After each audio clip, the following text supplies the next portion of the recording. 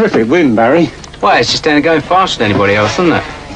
Yeah, this stuff's really 100%, you know? Nothing beats a great smell of brew. Oh, just splash it on all over, Henry. Sure. Lovely way to freshen up. Yeah, but I wear it for a better reason. What's that? I like it. Sure, I know.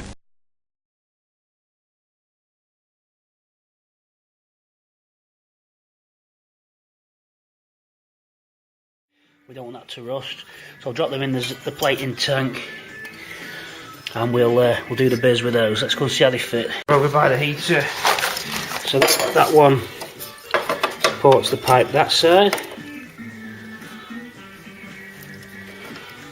Okay, so you got that, and then this angled one here fits snugly down this side. Hold on, that way round, like that. So we're factory there. We'll rivet those on when we're ready later on.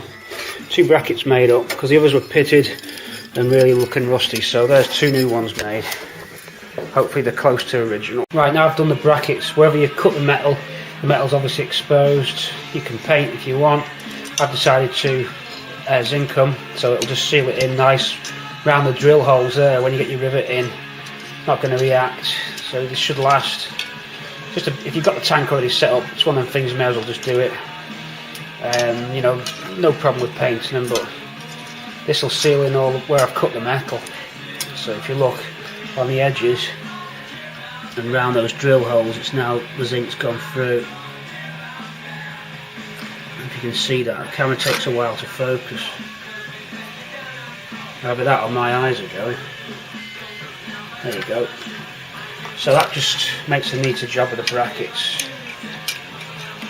So we just zinc dip those for 10 minutes, just sloshing them in and out here. I've not got the agitator running, I'm just hand doing these. And then once I've done that, I'll pickle them. Then I'm going to paint them gloss black. So you pickle it so that the paint will take. You can etch prime it as well. So pickle, then etch prime, and then gloss black on top. So I'll cut to when these are painted up now. So silver underneath and gloss blacked on top to finish the job off very nicely. Okay, they're out the tank and looking good. So good coating on those. And it helps when you've got clean metal. It always takes better to clean metal. So those edges there that would have been exposed have got a zinc plate on them. Now I'm going to make 2 backing plates. When these are riveted onto the heater, rather than just going into plastic, it could rip out. It's best to put a plate on the inside of the heater box, a reinforcing plate. So I'll cut 2 strips of metal now with the same spacing holes paired for each one, and galv those as well. And paint will spill. Okay, etch priming, boys and girls. We're etch priming. Don't you worry. We're on there now. Won't be long till the yak comes. Right, I've glued that backing plate on there to bung that hole up, and now with a block, sanding block, and just getting the scratches out of it and profiling that edge so it loses that bracket completely. Just giving that a bull nose there now. And once we've got the right profile, we can prime this, give it a thorough clean as well. Might go in the dishwasher actually, stick it in the dishwasher. So we're just getting those scratches out from the crocodile sander, which was quite an aggressive grit on it. It needed to be to hack that bracket off. While we're waiting for the etch primer on those heater hose brackets that I just made, thought I'd just do a little bit of rubbing down. So that's what I'm up to. I'll just pan you back so you can see a better shot. There you go. So starting to lose that and get that profile there. See, it's coming in now. And then we go to the other area where we took the bracket off and we'll sand that up. Not too bad here. It's pretty flat face there. See, pretty straight much down. That's quite easy. And then I'll put it in the washer after. Put some filler on there, and that's it. You'll have a repaired box. converted. Should look quite good. So your etch priming up there. Okay, just keep you updated. Let's keep on moving. Good tip for you if you are doing what I do and you want to convert, you want to fix your heater box and make it old school. Use one of these sponge sanders, because you can just get in down that edge there dead easy with it. If you squash it, it makes that profile too, and you can pick them lines up, so you can actually almost completely, without any filler, make this as it should be on an early model, and no one would know. Look at that now. I've only just touched that with this.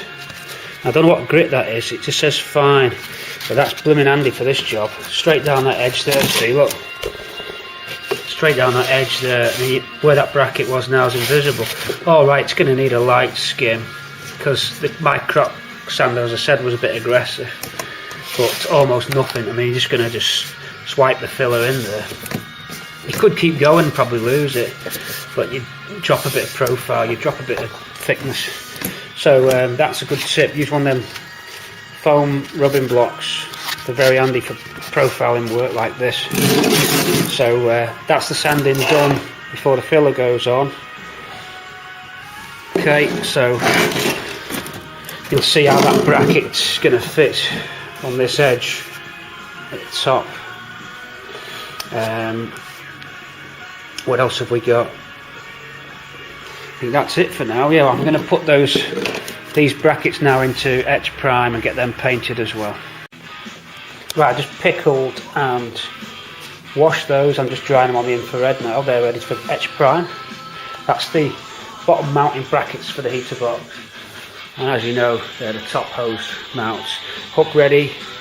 Just hooking onto the RSJ, obviously on a bit of conduit there, which I use my hooks for, real handy, and then just in the line of the heater so we get better paint. Ready for the black soon on them as well. Taking longer than I thought. Been here all blooming day. Surprising how long these little jobs take. You know, you can put the whole car back together in the afternoon. I've took to build these. I suppose once all the components are done, it's going to be great. You know, I've sussed out the wiring harness for this centre light as well. I thought I'd lost the harness, but there it is. So that's good. Looking forward to getting this centre light lit up, working out how the loom works for these. Looking forward to that. I think I might do that tomorrow on the Sunday. That's going to be a good bit of work. Definitely on the wiring tomorrow, I promise you guys. I'll get this job out of the way. I'll get on the wiring tomorrow. Let's just get this heater box done. Boxed off. Boxed off, yeah. Right, see you in a sec. Right, just spotted this little clip. So I'm going to measure that hole and swap it across to this side. Okay, little clip there, little clip there. Right, I'm just blocking it over to see if there's any more scratches, and we found one there, so while we've got the filler on we can fill it. Find any more, just while you're doing it you may as well. Obviously this has been stored, thrown around, chucked around all over the place in its life since it come off the car, so it's picked up little dents and that, so we'll pick them all out now and then just prep it with this. Then the filler primer can finish off any imperfections. So in my paint works, everything in here is to do with paint. So now then, is it gone? It seems to have gone. Might be in the other tool. Oh no, here we are. Here we are. Plastic bumper fill. So high adhesion filler for plastic bumpers, fills and bonds, wood, concrete, ceramic. So that's what I'm going to use. May as well, since it's in stock. So we're on with the bumper fill onto the little imperfections, then a final flat, then a dishwash. No, I'll do the dishwash now in case the dishwasher buggers up the filler. Put this in the washer now. Let's go for that. Let's go and load it into the washer now. Come with me now as we wreck the bathroom, wreck the kitchen. Off we chop to the dishwasher. High build.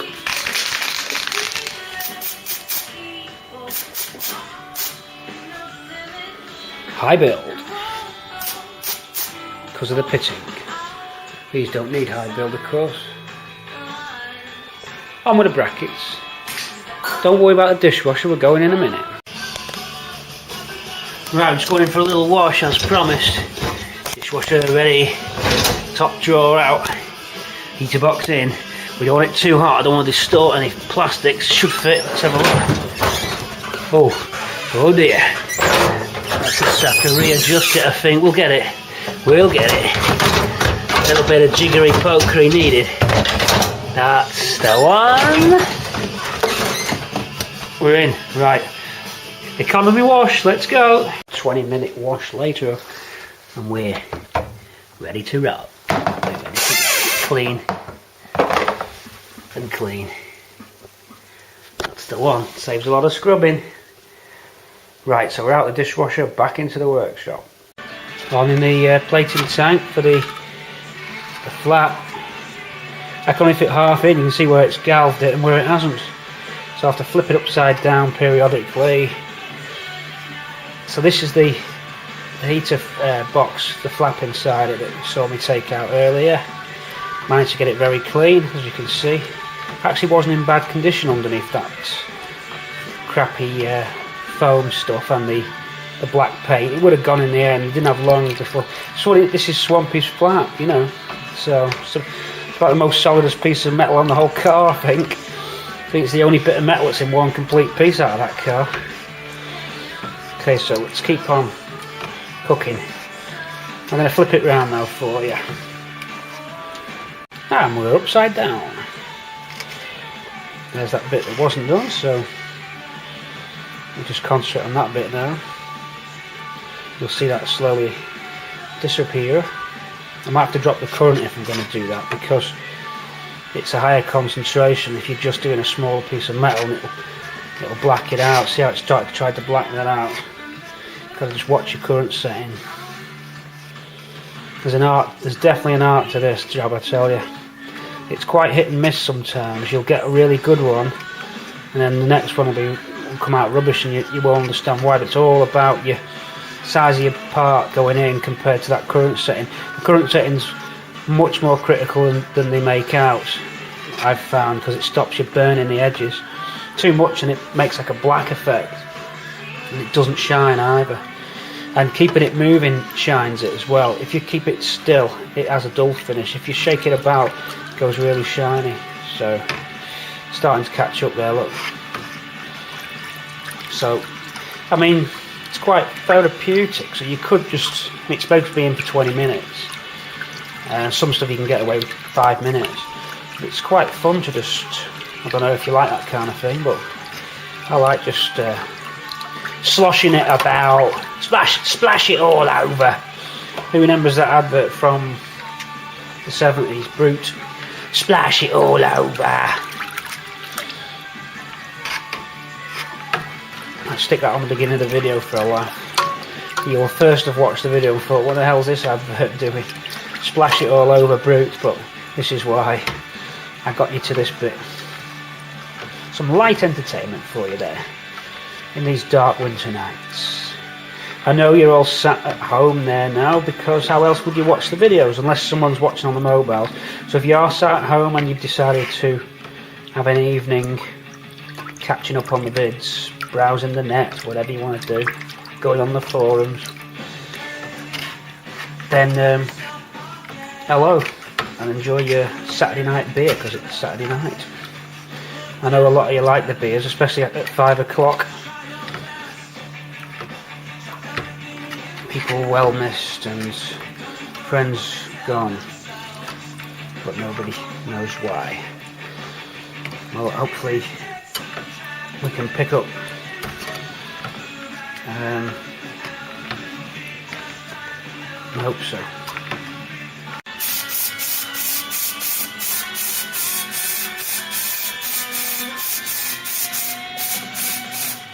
Etch primer going on to the heater flap.